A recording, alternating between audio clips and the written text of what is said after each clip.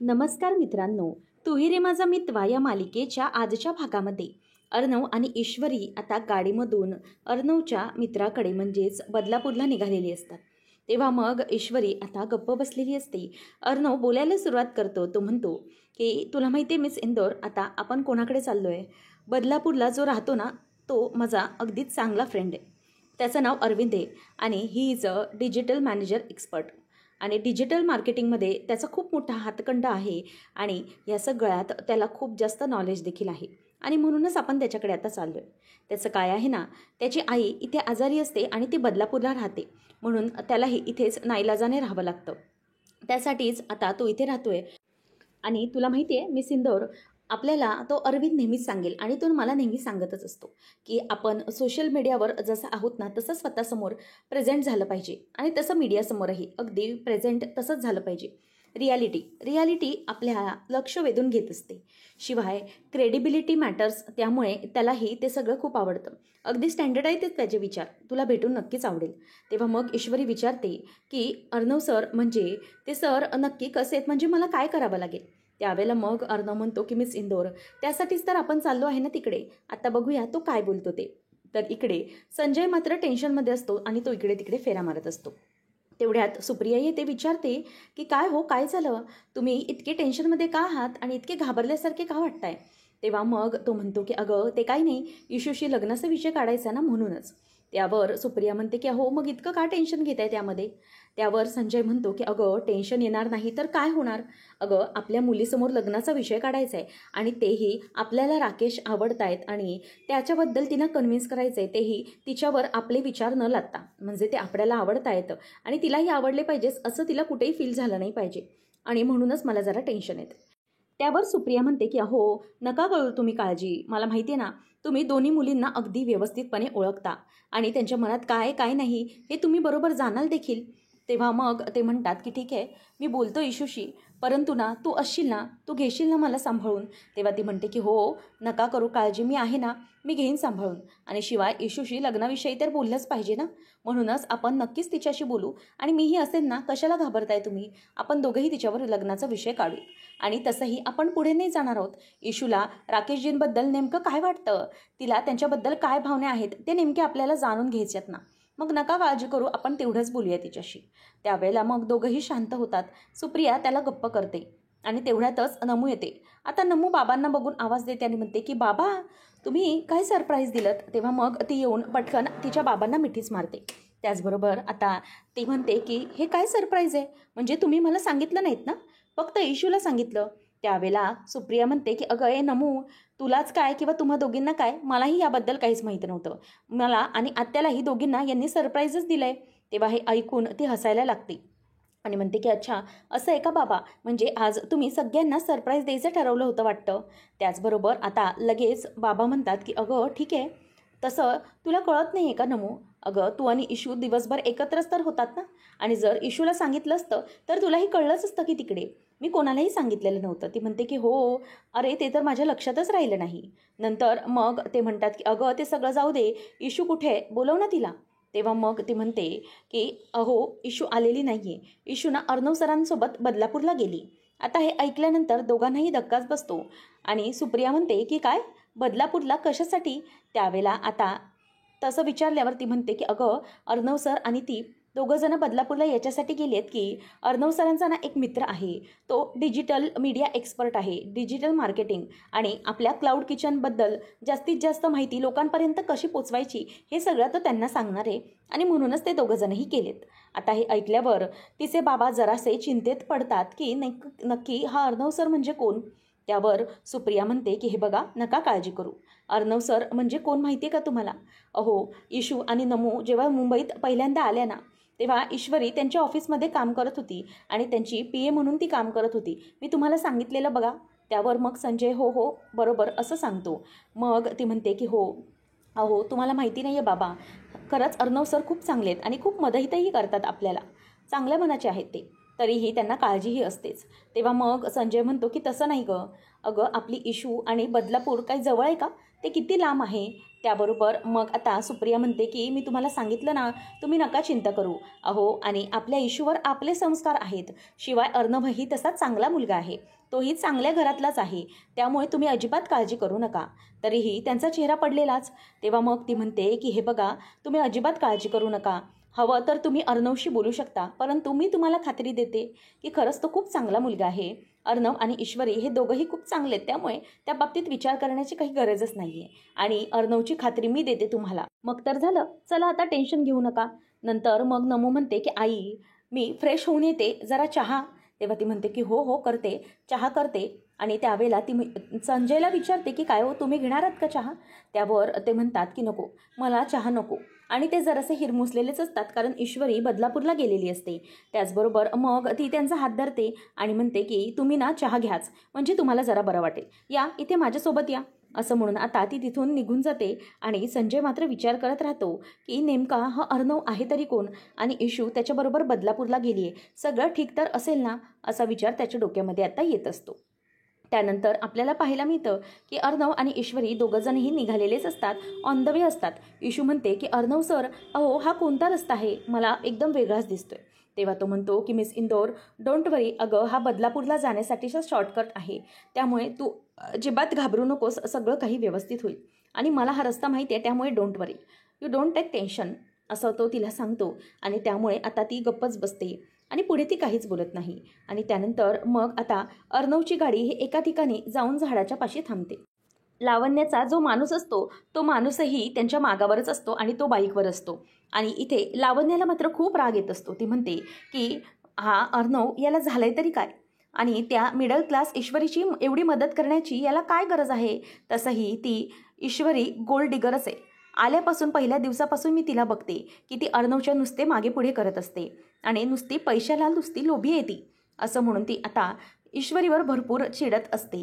तेवढ्यात तिच्या माणसाचा कॉल येतो. तो म्हणतो की मॅडम, मी राजू बोलतोय. आणि मग ती म्हणते की येस बोल, काय अपडेट. तेव्हा तो सांगतो की मॅडम, मी त्यांचा पाठलागच करत आहे. आता बघा, मी तुम्हाला काही व्हिडिओ पाठवलेला आहे, तो तुम्ही बघा. मग त्यावरती म्हणते की ओके, पण तू त्याच्यावर बारीक लक्ष ठेव.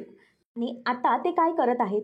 त्यावेळेला राजू सांगतो की मॅडम, आता एके ठिकाणी मध्येच त्यांची गाडी थांबली आहे, कदाचित गाडी बंद पडली असावी असं वाटतंय मला. आता हे ऐकल्यावर ती चिडते आणि म्हणते की डॅम, आताच त्या गाडीला बंद पडायचं होतं का. एक काम कर, तू तिथे व्यवस्थित लक्ष ठेव, ते काय करतात काय नाही या क्षणाक्षणाची अपडेट मला देते. व्हिडिओज, इमेजेस, काही हवं ते तुम्हाला पाठवू, परंतु अपडेट मिळाले पाहिजेत. असं म्हणून ती फोन कट करते आणि खूप वैतागते की काय चाललंय हे सगळं. अर्णव असा काय करतोय त्या ईश्वरीच्या बाबतीत, खरंच मला कळत नाहीये. आता हे दोघंजणही तिथे थांबलेत. नेमकं पुढे काय घडणार आहे याचीच कुणकुण तिला लागून राहिलेली असते आणि म्हणूनच ती सारखी सारखी वैतागत असते. त्यानंतर आता एका ठिकाणी गाडी थांबल्यामुळे ईश्वरी म्हणते की सर, आपण इथे का थांबलो आहेत.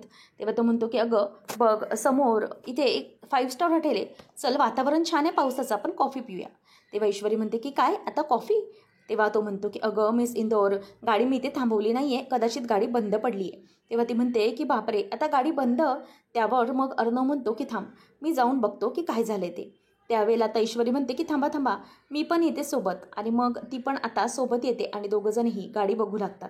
ईश्वरीने गाडीसाठी फ्लॅशलाईट लावलेली असते. आता गाडी अर्णव चेक करत असतो. ईश्वरी म्हणते की काय झालं अर्णव सर, म्हणजे गाडी बंद का पडली.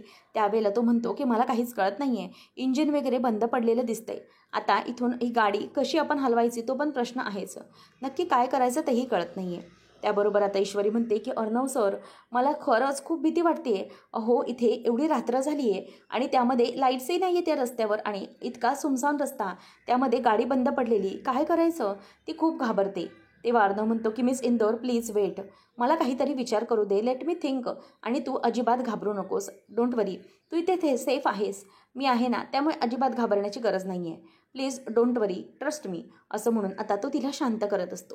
तेवढ्यातच इथे जोरात आभाळ गडगडतं आणि खूप जोरजोरात पाऊस पडायला सुरुवात होतो. आणि तेवढ्यातच ईश्वरी धावत धावत गाडीत जाऊन बसते, परंतु अर्णव मात्र जात नाही.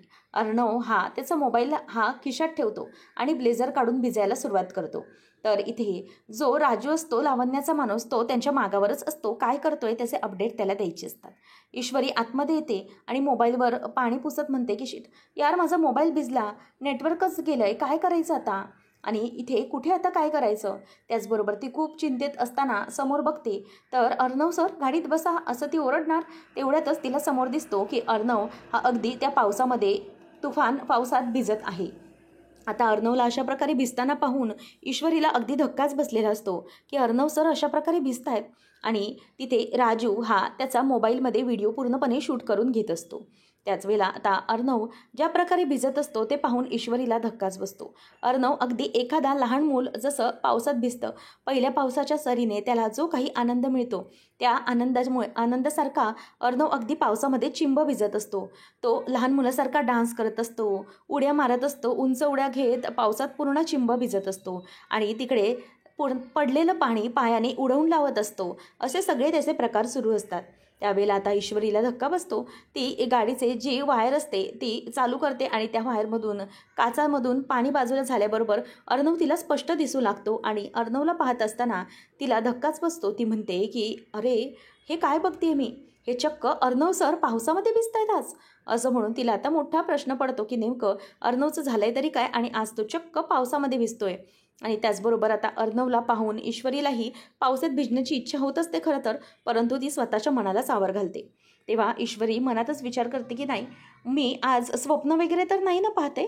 अर्णव सर म्हणजेच the great ASR business tycoon भडकूचंद अर्णव सर, अर्णव राजे शिर्के आज चक्क लहान मुलासारखं पावसात भिजतायत. अरे बापरे, असं म्हणून ती आता हसायला लागते. आणि अर्णव आता पूर्ण पावसामध्ये भिजून ओला चिंब झालेला असतो आणि तो गाडीची जी पुढची बाजू असते त्याच्यामध्ये स्वतःचं डोकं टेकवतो आणि तिथेच शान पुन्हा पावसाचा आनंद घेत असतो. म्हणजे त्याच्या तोंडावर त्या पावसांच्या सरींचा आनंद घेत असतो. ईश्वरी आता हसायला लागते आणि म्हणते की अर्णव सर आज झालंय काय तरी अर्णव सरांना, असं म्हणून ती खुश होत असते. त्यावेळेला आता पावसात भिजून अर्णवचा चेहरा मोहरा पूर्णपणे वेगळा झालेला असतो. काय करावं हे त्याला काहीच सुचत नसतं. त्याच्यासमोर फक्त एकच असतं की हा भन्नाट पाऊस पुन्हा कधी येणार नाही आणि तो भिजत असतो.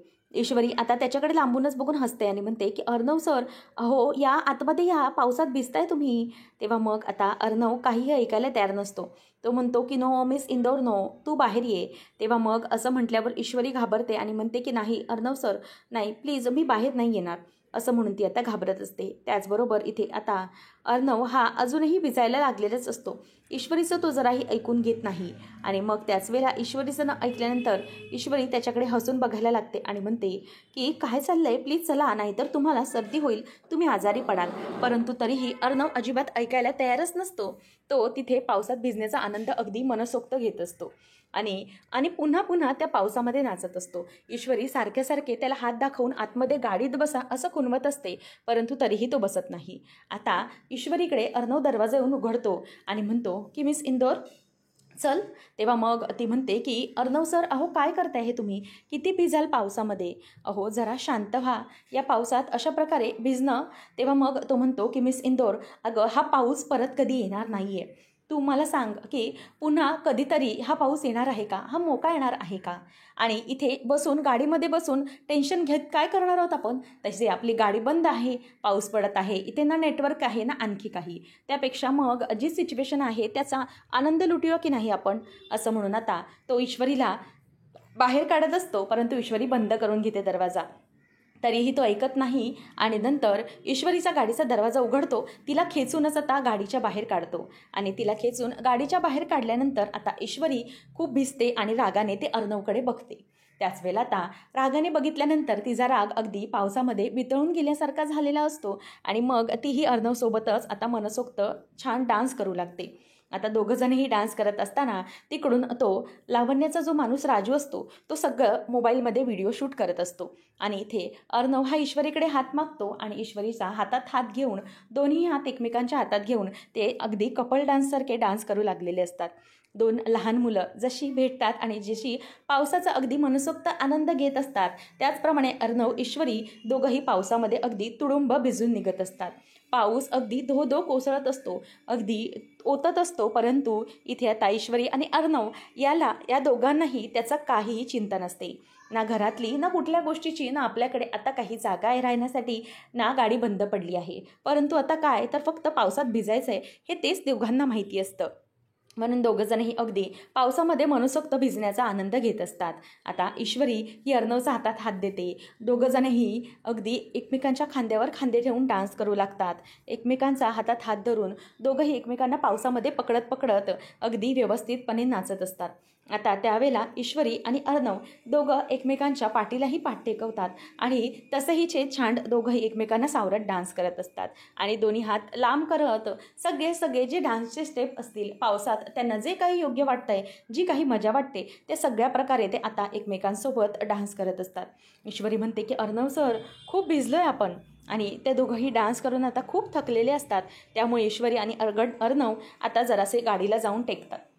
ईश्वरी म्हणते की सर, आज झालं काय तुम्हाला? म्हणजे आज मी तुम्हाला पहिल्यांदाच असं बघतीये. आणि द ग्रेट ASR अर्णव राजे सिर्के हे स्वतः अगदी एखाद्या लहान मुलासारखं पावसामध्ये भिजत आहेत. हे पाहून खरंच खूप वेगळं वाटलं मला. तेव्हा मग तो म्हणतो की मिस इंदोर, हा पाऊसच वेगळा आहे. तेव्हा मग आता ईश्वरीला तो सांगायला लागतो की ह्या पावसात भिजणं माझ्यासाठी खूप स्पेशल होतं. हा पाऊस इतका स्पेशल आहे की असं म्हणून तो हाताची ओंजळ करतो आणि ओंजळ करून तो पाऊस स्वतःच्या ओंजळीत घेतो आणि ईश्वरीला ओंजळ पुढे करायला सांगतो. आणि तीच ओंजळीतलं पाणी ईश्वरीच्या ओंजळीत टाकतो आणि ती अगदी हसतच त्याच्याकडे बघायला लागते. आणि नंतर मग ईश्वरी ती ओंजळ जी भरलेली असते ती अर्णवच्या चेहऱ्यावरती ते पाणी पूर्ण उडवते आणि अर्णवला म्हणते की अर्णव सर, इतका स्पेशल आहे हा ना पाऊस? म्हणजे या ओंजळीतलं पाणी तुमच्या चेहऱ्यावर पडलं, इतका स्पेशल, बरोबर की नाही? तेव्हा मग अर्णव त्याला गालातला गालातच हसतो आणि हो बरोबर असं म्हणत असतो. आणि हे सगळं आता समोरून तो राजू रेकॉर्ड करत असतो आणि तेवढे रेकॉर्डिंग सगळे असतात ते तो लावण्याच्या मोबाईलवर पाठवत असतो. आणि ईश्वरी आता पुन्हा तिथून अर्णवच्या इथून बाजूला जाते आणि पुन्हा हात लांब करून आभाळाकडे बघतच पुन्हा पावसामध्ये भिजण्याचा आनंद लुटत असते. आणि ती अर्णवला म्हणते की अर्णव सर. तेव्हा मग अर्णव चालू दे असं तिला इशारा करतो आणि ती आता पावसामध्ये भिजतच सगळ्या आपल्या सरी असतात त्या हातावर घेत उंच उंच उडवत असते आणि स्वतःही अगदी लांब लांब लहान मुलासारख्या उड्या मारत असते.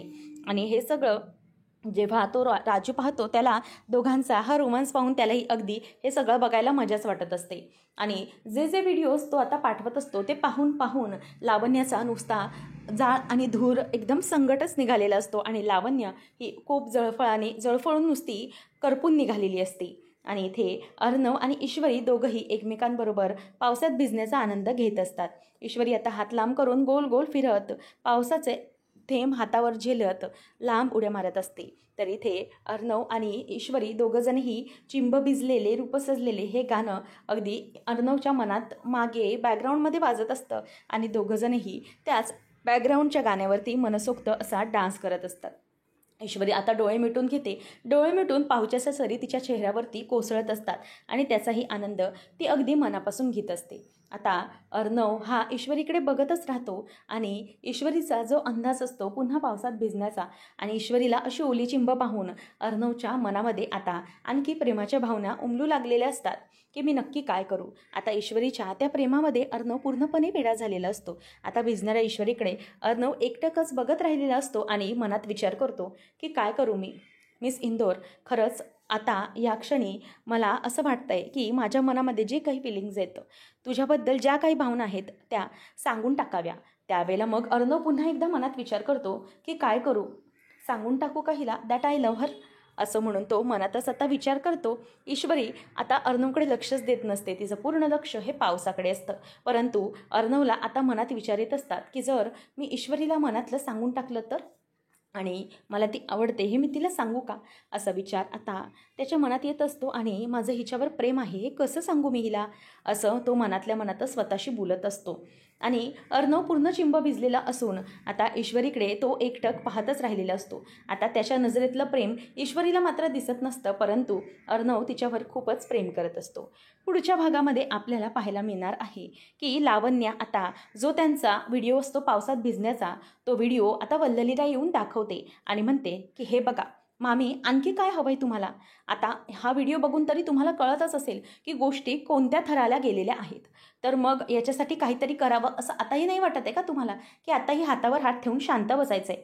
त्यावेळेला आता वल्लरी म्हणते की 1 मिनिट, आता हे जास्तच होते, हे आता अति झालं आहे. त्यामुळे ना आता पाणी अगदी डोक्यावरून गेलेलं आहे. काही झालं तरीही थांबलंच पाहिजे.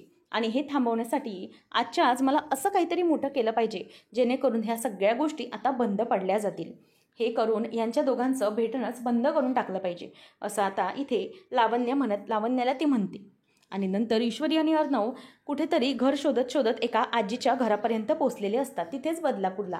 तेव्हा आता आजी त्या दोघांनाही रागानेच विचारते की ए पोरांनो, खरं खरं सांगा, तुम्ही दोघंही घरबीर सोडून पळून बिळून आलेला नाही आहेत ना? म्हणजे तुम्हाला पळून वगैरे लग्न करायचं असातला काही भाग नाही आहे ना? खरं खरं सांगा. आणि जर तसंच असेल तर तुम्ही आल्या पाऊली परत जा, मी सांगते. आता इथे या घरात यायला तुम्हाला थारा नाही.